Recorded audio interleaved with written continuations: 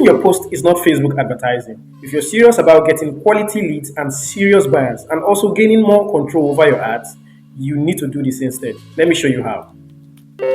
All right, so what you need to do is head on to your mobile phone or your PC. Right, for me, for this video, I'm using a PC, and visit your Chrome browser and type in adsmanager.facebook.com, just like you can see here, and then click on enter. Now it takes you to the Ads Manager interface. Remember, if you want to be able to set up your ads properly, you must always use the Ads Manager.facebook.com.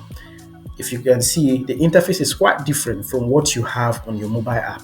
Okay, or when you go and click on Boost Post. Now once you get here, the first thing you need to do is click on create. There's green create button, and then when you come here, you see you have a list of ad objectives, campaign objectives. You can choose from awareness, traffic engagement, leads, app promotion, and sales.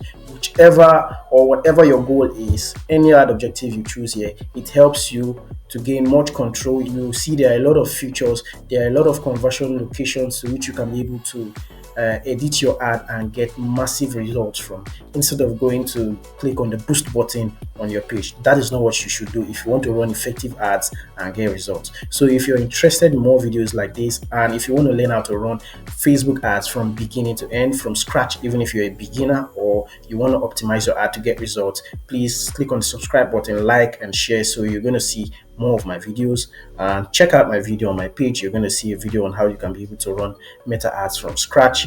And see you next time.